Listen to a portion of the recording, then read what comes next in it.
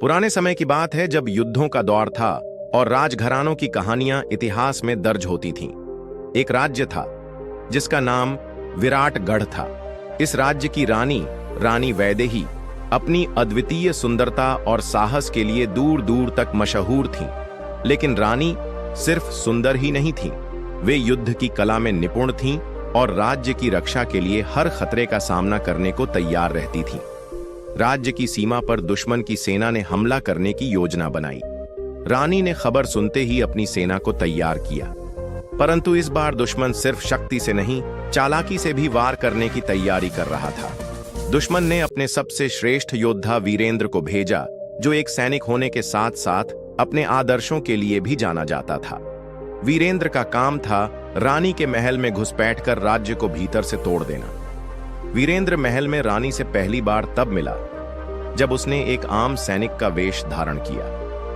वह रानी के साहस और नेतृत्व से प्रभावित हुआ, लेकिन उसे अपना कर्तव्य याद था। रानी वैदेही को वीरेंद्र में कुछ खास महसूस हुआ।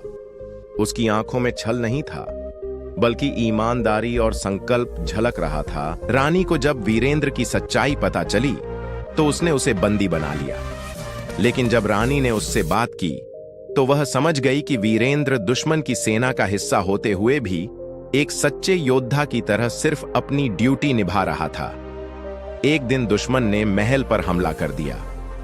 रानी अपनी सेना के साथ युद्ध भूमि में उतर गईं। वीरेंद्र, जो अब भी बंदी था, ने रानी से कहा, मुझे लड़ने दो, मैं दुश्मन की सेना को भीतर से तोड़ सकता हूं। रानी ने एक पल सोचा और फिर उसे यह मौका दिया।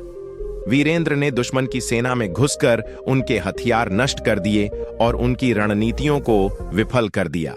इस बीच रानी ने अपनी सेना के साथ बहादुरी से लड़ाई लड़ी और जीत हासिल की। युद्ध के बाद रानी ने वीरेंद्र से कहा, तुमने अपनी बहादुरी और ईमानदारी से यह सिद्ध कर दिया कि तुम सिर्फ एक सैनिक नहीं बल्कि एक सच्चे योद्धा हो। वीरेंद्र ने कहा, और आपने यह साबित किया कि सच्ची रानी सिर्फ ताज पहनने वाली नहीं बल्कि अपनी प्रजा की रक्षा करने वाली होती है। धीरे धीरे वीरेंद्र और रानी वैदेही के बीच प्रेम पनपा। रानी ने उसे अपने राज्य का सेनापति बना दिया और दोनों ने मिलकर विराटगढ़ को और भी समृद्ध बनाया। यह कहानी दिखाती है कि प्रेम, विश्वास और साहस से हर दुश्मन को हराया जा सकता है।